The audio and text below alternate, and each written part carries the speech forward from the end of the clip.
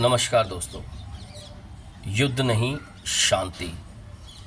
दोस्तों, हम आज एक ऐसे युग में जी रहे हैं जहां विज्ञान बहुत आगे बढ़ चुका है। आज इंसान चांद और मंगल तक पहुंच चुका है, लेकिन आज भी इंसान अगर एक चीज़ नहीं जीत सका तो वो है जंग। जी हाँ दोस्तों, इस समय विश्व के कई देशों में तनाव का माहौल है। विश्व के कई देशों में इस समय युद्ध चल रहा है। सभी जानते हैं और इतिहास भी इस चीज़ का गवाह है, युद्ध कभी किसी समस्या का हल नहीं होता। युद्ध से केवल और केवल दर्द मिलता है।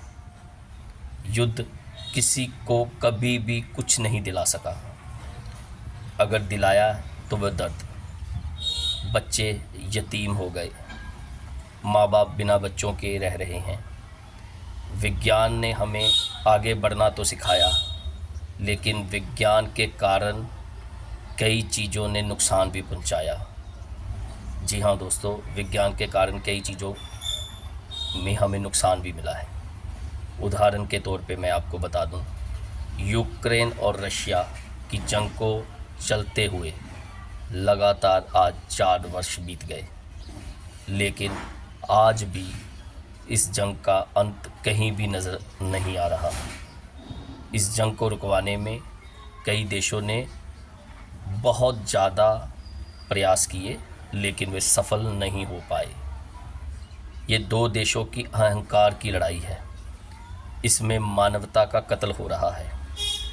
मैंने जैसे आपको पहले बताया कि विज्ञान का नुकसान कैसे हो सकता है, वो इस युद्ध में देखने को मिला। जी हाँ दोस्तों, विज्ञान टेक्नोलॉजी के दम पर इन देशों ने छोटे छोटे ड्रोन बनाए, जो कि बड़े बड़े डिफेंस सिस्टम को भी चकमा दे देते हैं। डिफेंस सिस्टम को चकमा देने के बाद ये छोटे से ड्रोन एक जगह जाके बड़ा विस्फोट करते हैं, बड़ा नुकसान करते हैं, आर्थिक नुकसान करते हैं, बिल्डिंग्स पर गिरते हैं, बड़ी बड़े अपार्टमेंट पर गिरते हैं। इंसान वहाँ कुछ नहीं कर पाया, क्योंकि ये ड्रोन टेक्नोलॉजी के दुरुपयोग का एक सफल उदाहरण दिखते हैं, जहाँ टेक्नोलॉजी ने इंसान को बहुत कुछ दिया, और ये एक ऐसे घाव हैं जिस टेक्नोलॉजी ने हमें सब कुछ दिया, उस टेक्नोलॉजी ने हमें ये घाव भी दिए। दोस्तों, युद्ध समस्या बढ़ाता है, ना कि समस्या कम करता है।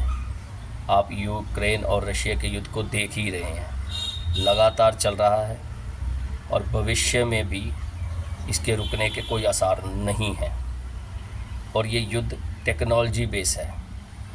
इस युद्ध में अभी तक ज़मीनी लड़ाई कम, हवाई और टेक्नोलॉजी के दम पर लड़ाई लड़ी जा रही है। बड़े से बड़ा देश, ताकतवर से ताकतवर देश भी टेक्नोलॉजी के आगे हार रहा है। यूक्रेन एक छोटा सा देश है, लेकिन उसने बीते 4 साल से रशिया की नाक में दम कर रखा है। वो दम कर रहा है, उसका मेन कारण यही है टेक्नोलॉजी। उसने टेक्नोलॉजी में महारत हासिल कर ली है। उसके ड्रोन रशिया को नुकसान पहुंचा रहे हैं, जिससे जंग रुकने के बजाय और बढ़ रही है। अभी 7 दिन पहले विश्व को एक और युद्ध देखने को मिला, जब इज़राइल अमेरिका ने मिलकर ईरान पर एक घातक हमला कर दिया। हालांकि ईरान क्षेत्रफल के हिसाब से एक बड़ा देश है, लेकिन इज़राइल अमेरिका की टेक्नोलॉजी के मुकाबले ये देश कहीं भी नहीं रुकता। लेकिन इस देश ने हिम्मत, हौसले और अपनी डिफेंस सिस्टम, उसका डिफेंस सिस्टम क्या है, उसने टेक्नोलॉजी के दम पर कई उन्नत मिसाइलें बनाई। वो मिसाइलें आज टेक्नोलॉजी के मामले में महारत हासिल कर चुके अमेरिका और इज़राइल जैसे देशों के नाक में दम कर रहे हैं। ये युद्ध भी खतरनाक मोड़ पे चल रहा है। ये युद्ध कब रुकेगा किसी को कुछ नहीं पता।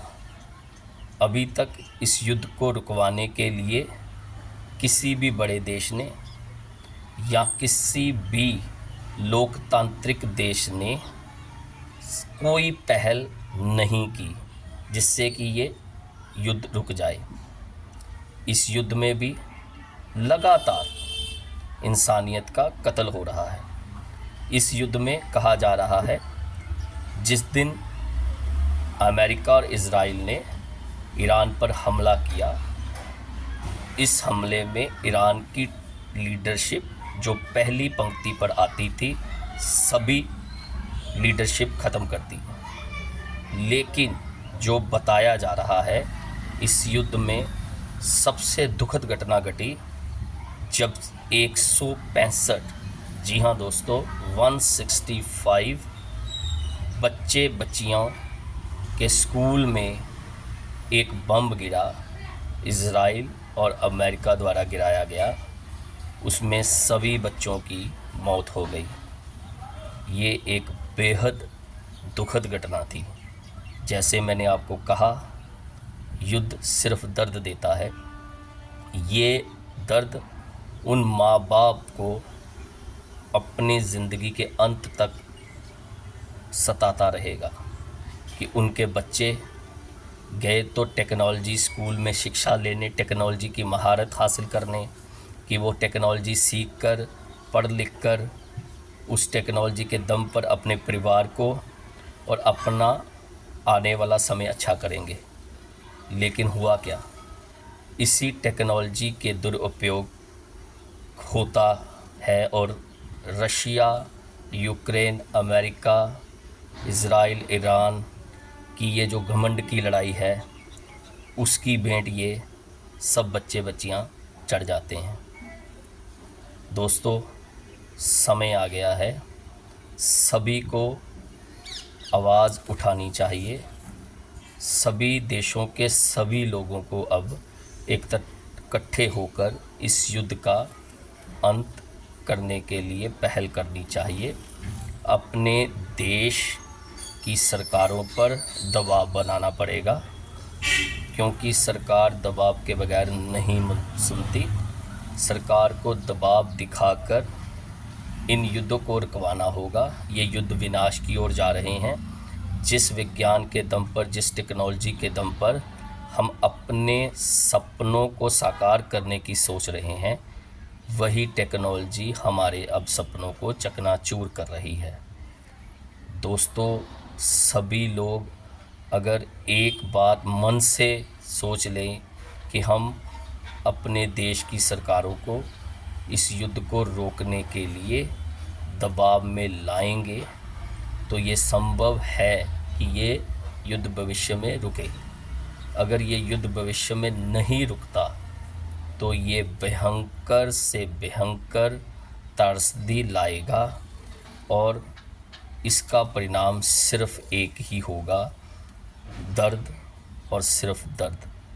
इसके दर्द के घाव इतने गहरे होंगे कि हम आने वाले समय में एक दूसरे के प्रति नफ़रत ही रखेंगे, इसके अलावा कुछ नहीं रखेंगे। प्यार मोहब्बत इस दुनिया में ख़त्म हो जाएगी। इसलिए इन युद्धों को रुकवाना बेहद ज़रूरी है।